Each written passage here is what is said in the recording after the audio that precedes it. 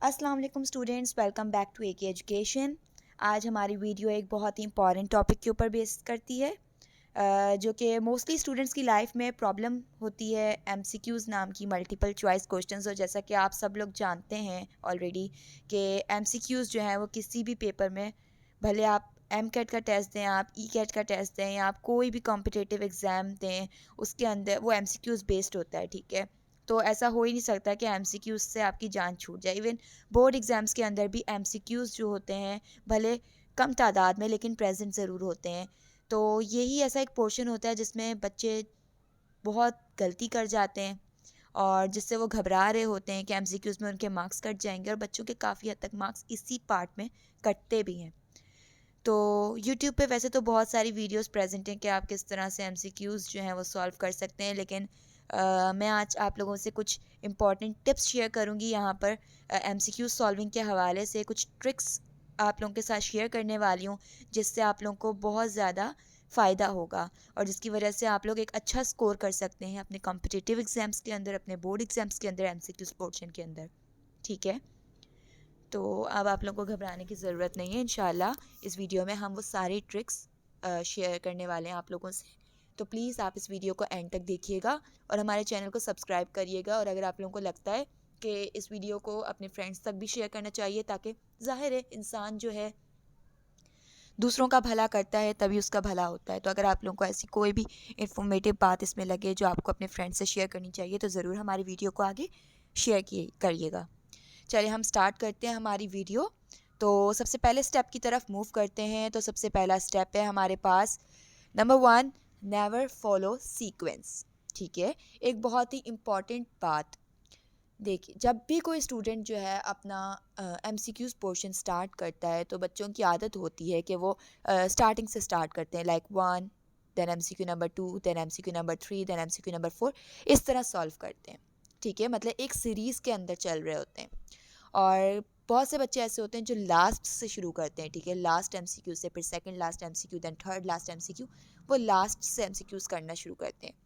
तो बेटा कभी भी सीक्वेंस फॉलो मत करिएगा। ठीक है, क्योंकि आप लोगों को नहीं पता कि शुरू में इस तरह के एमसीक्यूज़ अमूमन एग्ज़ामिनर रखता है। ठीक है, हम ये रिसर्च बेस्ड बात कर रहे हैं कि एग्ज़ामिनर जो होता है वो अमूमन ऐसे एमसीक्यूज़ रखता है शुरू में कि बच्चों का कॉन्फिडेंस डाउन हो जाए। ठीक है, आपने पहला एमसीक्यू देखा, आपको नहीं आ रहा, दूसरा एमसीक्यू देखा, नहीं आ रहा, तीसरा देखा, नहीं आ रहा, बच्चे का कॉन्फिडेंस खुद ब खुद कम होने लगता है। और फिर एक टाइम आता है जो एमसीक्यू उसको आ भी रहा होता है, वो भी वो भूल जाता है, वो भी वो नहीं कर पाता। तो हमेशा ये याद रखिएगा कि कभी भी सीक्वेंस फॉलो मत करिएगा। मैं आपको बताती हूँ कि आपने पेपर किस तरह से अटैम्प्ट करना है। ठीक है, आपने अपने पेपर को 3 स्टेजेस के अंदर डिवाइड कर देना है। ठीक है, जैसे कि अमूमन हमारा जो कॉम्पिटिटिव एग्ज़ाम होता है, लाइक पीएमसी का जो एनएमटी कैट है, उसमें भी वो 3 आवर्स का हमारा एग्ज़ाम होता है। तो आपने क्या करना है कि आपने उन 3 आवर्स को किस तरह से डिवाइड करना है, वो हम आपसे शेयर करने लगे हैं। तो आपने उस 3 आवर्स को आपने सबसे पहले 45 मिनट्स में डिवाइड करना है। उसके बाद का जो पोर्शन है आपका, वो 1.5 आवर का रखना है आपने। ठीक है, और बाकी का सबसे स्मॉल पोर्शन, तो सबसे बड़ा जो पोर्शन होगा आपका वो 1.5 आवर वाला होगा। अब मैं आपको बताती हूँ कि आप लोगों ने इसको 3 स्टेजेस के अंदर क्यों डिवाइड किया है, और आप इस 45 मिनट्स, 1.5 आवर और बाकी के टाइम में क्या करने वाले हैं, और किस तरह से अपने एमसीक्यू सॉल्व करने वाले हैं। तो सबसे पहले आप देखिए 45 आवर्स में आप क्या करेंगे, जब आप 45 मिनट सॉरी, आप क्या करेंगे कि जब आपके सामने आपका एमसीक्यूज़ पेपर आएगा। आजकल क्योंकि पहले हमारे पास ये होता था कि बबल शीट दी जाती थी एमकेट में, और आपके पास पेपर मौजूद होता था और आप उससे देकर अपने बबल्स फिल कर रहे होते थे। ठीक है, लेकिन आजकल तो ऑनलाइन सिस्टम भी हो गया, और अभी पिछले साल भी पीएमसी ने जो एनएमटी कैट लिया है वो ऑनलाइन लिया है। तो इस वजह से मोस्ट चांसेस यही हैं कि आगे भी ऑनलाइन टेस्ट ही चलेगा। तो ऑनलाइन में भी आप इस तरह से जो है फॉलो कर सकते हैं, क्योंकि ऑनलाइन जो आपके पास टेस्ट आता है उसमें तमाम आपको ऑप्शंस शो हो रहे होते हैं। आपको शो हो रहे होते हैं कि आपने कौन कौन से क्वेश्चंस अटैम्प्ट कर लिए, कौन कौन से क्वेश्चंस आपने लीव कर दिए। तो आप लोग आराम से देख सकते हो, मैनेज कर सकते हो, वो इतना इशू नहीं होता। अच्छा, अब आपने 45 मिनट्स के अंदर क्या करना है कि आपने तमाम एमसीक्यूज़ देखने हैं जिसमें आपको बिल्कुल टाइम ना लगे, और जो आपको कंफर्म्ड है कि ये आपको आते हैं। ठीक है, आपने पहला एमसीक्यू देखा, आपको आंसर पता था, आपने फ़ौरन टिक किया। आपने दूसरा एमसीक्यू देखा, फ़ौरन टिक किया। तीसरा एमसीक्यू देखा, उसमें कोई कैलकुलेशन करनी, आपने भी उसको साइड पे कर दिया। चौथा एमसीक्यू नहीं आता, साइड पे। पांचवा एमसीक्यू आता है, कंप्लीट किया। ठीक है। मतलब आपने उन तमाम एमसीक्यूज़ को जो है वो बीच में से निकालते जाना है जो कि आपको नहीं आते या जिसमें आपको लगता है कि वो टाइम कंज्यूमिंग है, मींस उसमें आपको कैलकुलेशन करनी पड़ेगी या उसका सॉल्यूशन करना पड़ेगा, तो वो आप हटाते जाएंगे। ठीक है, सिर्फ वो एमसीक्यूज़ अटैम्प्ट करेंगे जो कि आप उसी टाइम जिसका आंसर कर सकते हो और आप 100% श्योर हो। ठीक है, तो इस तरह आप तमाम पोर्शन देख लेंगे एमसीक्यूज़ का 45 मिनट्स के अंदर। दैन आप अगले 1.5 आवर में क्या करेंगे कि आप वो तमाम एमसीक्यूज़ करेंगे जो कि आपको लगता है कि इसमें कैलकुलेशन रिक्वायर्ड है। ठीक है, तो आप वो तमाम एमसीक्यूज़ जो हैं वो सॉल्व करेंगे, कैलकुलेट करेंगे और फिर आप जो है उसका आंसर मार्क करेंगे। ठीक है, या जिसको आपको लगता है कि आपको जिसमें सोचना पड़ेगा ज़्यादा, ठीक है, आपको कंफर्म्ड नहीं है, आपको कन्फ्यूजन है, तो आप उसे जो है इस टाइम के अंदर मैनेज करेंगे। ठीक है, और लास्ट कुछ मिनट टाइम जो बचता है उसमें ज़ाहिर है आप रीचेक करते हो कि आपका कोई क्वेश्चन रह तो नहीं गया, या कोई आपने मार्किंग जैसे बबल शीट करते हैं तो आपने आगे पीछे मार्क तो नहीं कर दिया आंसर्स। तो इस तरह की चीज़ों के लिए हमने लास्ट का जो टाइम है वो निकाल दिया है। अच्छा, अब हम बात करते हैं हमारे अगले स्टेप की। आई होप आप लोगों को यहाँ तक समझ आ गया होगा कि मैंने 2 बातें बताई हैं कि कभी भी आपने सीक्वेंस फॉलो नहीं करना, और दूसरा मैंने ये बताया है कि आपको 3 स्टेजेस के अंदर जो है अपना पेपर अटैम्प्ट करना है और आपने अपने टाइम को बाँट देना है 45 और 1.5 आवर्स के अंदर। 45 मिनट्स में आप वो तमाम एमसीक्यूज़ करेंगे जो कि आपको कन्फर्म्ड है और जिसमें कैलकुलेशन रिक्वायर्ड नहीं है, मीन्स जो टाइम कंज्यूमिंग नहीं है, और 1.5 आवर के अंदर आप वो तमाम एमसीक्यूज़ करेंगे जिसमें आपको लगता है कि कैलकुलेशन रिक्वायर्ड है और आपका टाइम लगेगा और आपको सोचने के लिए भी टाइम चाहिए, तो बाकी के उसमें हम वो वाला काम करेंगे। अब हम थर्ड हमारे ट्रिक की तरफ चलते हैं जो कि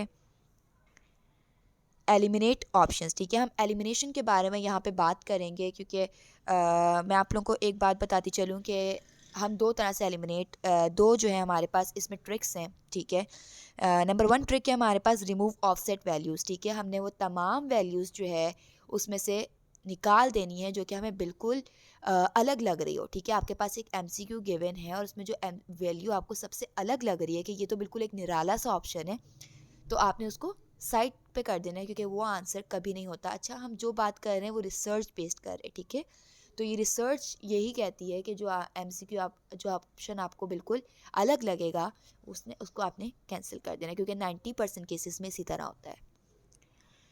ठीक है, तो जैसे हमारे पास एक एमसीक्यू गिवन है 20, 26 और 105। ठीक है, ये 3 ऑप्शंस हैं हमारे पास।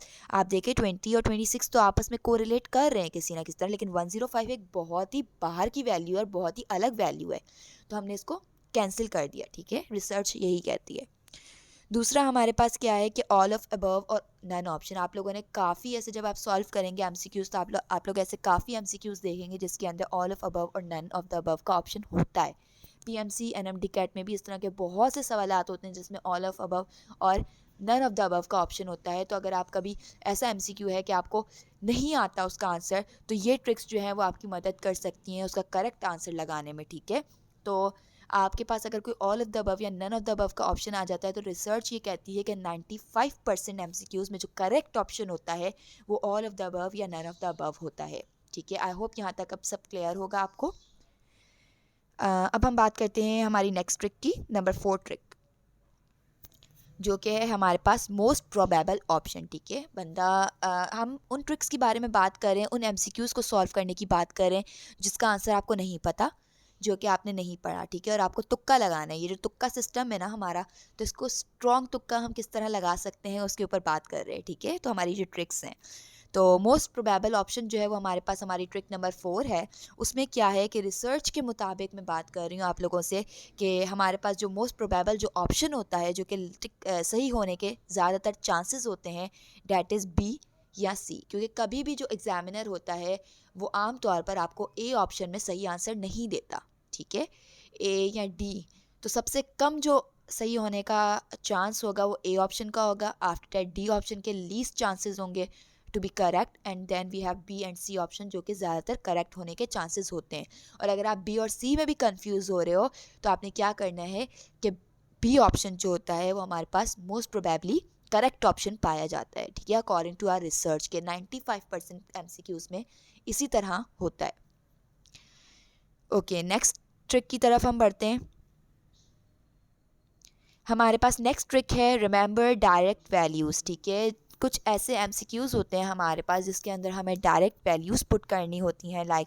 कुछ हमारे पास इस तरह के एमसीक्यूज़ होते हैं कि पाई की वैल्यू कितनी है, ग्रेविटी की वैल्यू कितनी है, ग्रेविटेशनल कांस्टेंट की वैल्यू कितनी है, एवोगैड्रोस नंबर की वैल्यू कितनी है। तो ये कुछ डायरेक्ट वैल्यूज़ हैं जो कि आपको लाजमी याद करनी ज़रूरी होती है, ठीक है। और इसके अलावा हमारे पास इसी के अंदर हम बात करने वाले हैं कि जब भी आपके पास कैलकुलेटेड टाइप क्वेश्चंस आते हैं, स्पेशली फिज़िक्स केमिस्ट्री के न्यूमेरिकल्स जो आप लोगों के पास आते हैं, उसमें आपने क्या करना है कि आप कैलकुलेशन ताकि ईजी हो जाए, क्योंकि ज़ाहिर है एनएमडी कैट में आपके पास कैलकुलेटर अलाउ नहीं होता। आपको जो कैलकुलेशन करनी होती है मैनुअल बेसिस के ऊपर करनी होती है, आपको कैलकुलेटर अलाउ नहीं होता। तो आप जब भी कोई कैलकुलेशन करो तो उसको ईजी करने के लिए, डेसिमल वगैरह को हटाने के लिए अपनी कैलकुलेशन में से आप राउंड ऑफ करके कैलकुलेट करें, ठीक है। जिस तरह जी की वैल्यू 9.8 है तो आपने उसको 10 के बराबर ले लिया, ठीक है। पाई की वैल्यू 3.142 है तो उसको आपने 3 के राउंड ऑफ कर लिया। तो इस तरह से आप राउंड ऑफ करके वैल्यूज़ यूज़ करेंगे तो इससे क्या होगा कि आपकी जो कैलकुलेशन है वो आसान हो जाएगी। उसमें जो डेसिमल वगैरह का जो झंझट होता है वो सब ख़त्म हो जाता है, तो आप इजीली जो है कैलकुलेट कर सकते हैं। अच्छा, और ये जो डायरेक्ट वैल्यूज़ है like Avogadro's number, gravitational constant और ये गैस कांस्टेंट, ये याद करने का सबसे मोस्ट इम्पॉर्टेंट तरीका क्या है कि आपके पास जो आप जब प्रैक्टिस करते हो तो एमसीक्यूज़ में ऐसा होता है कि काफ़ी दफ़ा वैल्यूज़ जो होती हैं वो रिपीट हो रही होती है। तो ऐसी वो तमाम वैल्यूज़ जो आपके पास बार बार रिपीट हो रही हैं, आप उनको एक जगह लिख लो और उसकी पिक्चर लेकर आप मोबाइल के वॉलपेपर के ऊपर लगा लो, ठीक है। रटने से आपको कभी याद नहीं होंगी वैल्यूज़, ठीक है। आप हमेशा कन्फ्यूज़ हो जाओगे, आप रट के जाओगे, आप वहाँ जाके भूल जाओगे। इतना स्ट्रेस होता है, इतने नर्वस होते हैं तमाम बच्चे कि वहाँ जाके जो उन्होंने पढ़ा होता है उनको वो याद नहीं आ रहा होता, तो वो वैल्यूज़ जो इतनी सारी उनके दिमाग में वो मिक्सअप हो जाती हैं और आप उधर नहीं कर पा रहे होते, कुछ आपको आते हुए भी आप कुछ नहीं लिख पाते। तो आपके पास क्या तरीका है कि मोबाइल तो ज़ाहिर है आप हर टाइम यूज़ करते हैं, ऐसा हो नहीं सकता कि आजकल के बच्चे मोबाइल के बिना रहें। तो इसलिए आप क्या कर सकते हैं कि आप मोबाइल वॉलपेपर के ऊपर पिक्चर लेकर वो लगा सकते हैं। जितनी दफ़ा आप अपना वॉलपेपर मोबाइल ओपन करेंगे तो आपके सामने वो बार बार आएगा, और जब ये रिसर्च कहती है कि जब बार बार आपके सामने कोई चीज़ आए तो वो आपके दिमाग में बैठ जाती है, ठीक है। या तो फिर आप ये कर सकते हैं कि व्हाट्सएप चैट के ऊपर जो बैकग्राउंड होता है, क्योंकि ज़ाहिर है व्हाट्सएप पे तो पूरा दिन लगे रहते हैं हम लोग, तो इस तरह बार बार नज़र पड़ेगी तो आपको वो सब चीज़ें याद हो जाएंगी। अच्छा, हम नेक्स्ट ट्रिक की तरफ चलते हैं अब हमारी, डैट इज़ स्टडी स्मार्ट, ठीक है। स्मार्ट स्टडी करनी है, ठीक है। लोग कहते हैं कि हार्ड वर्क नहीं, स्मार्ट वर्क करना सीखो, तभी आप ज़िंदगी में सक्सेसफुल हो सकते हैं। तो आप लोगों ने स्टडी स्मार्ट करना है। किस तरह के, जितनी ज़्यादा हो सके प्रैक्टिस करें, ठीक है, जितनी ज़्यादा हो सके, क्योंकि बच्चे ऐसा बहुत सा होता है, कुछ बच्चे कहते हैं कि हमारे कॉन्सेप्ट्स क्लियर हैं, हम जाएंगे हम पेपर कर लेंगे आराम से, हमें प्रैक्टिस की ज़रूरत नहीं है। तो असल में वो अपने आप को धोखा दे रहे होते हैं। वहाँ जाके उनकी जो हालत होती है, वो तमाम स्टूडेंट्स जो हैं, हम अच्छे से जानते हैं कि जो आपने एक क्वेश्चन जब आप प्रैक्टिस करते हो ना, तो आप कहीं ना कहीं जो क्वेश्चन आता है आपके सामने टेस्ट में, वो आपने कहीं ना कहीं देखा होता है, ठीक है। तो ऐसा क्वेश्चन जो आपने कभी देखा ही ना हो तो जाहिर है आपको उसमें टाइम लगेगा, आपको उसे करने में प्रॉब्लम होगी। और काफ़ी बच्चे ऐसे होते हैं जो वो क्वेश्चन नहीं कर पाते, भले उनके कॉन्सेप्ट कितने भी स्ट्रांग हो। तो प्रैक्टिस को कभी नेगलेक्ट नहीं करना, ठीक है। प्रैक्टिस प्रैक्टिस प्रैक्टिस, कहते हैं ना, practice makes a man perfect. तो इसलिए प्रैक्टिस नहीं छोड़नी, प्रैक्टिस लाजमी करनी है, ठीक है। यही होती है हमारा स्मार्ट वर्क, कि हम किस तरह से स्मार्टली स्टडी कर सकते हैं। तो अब हम नेक्स्ट ट्रिक की तरफ चलते हैं।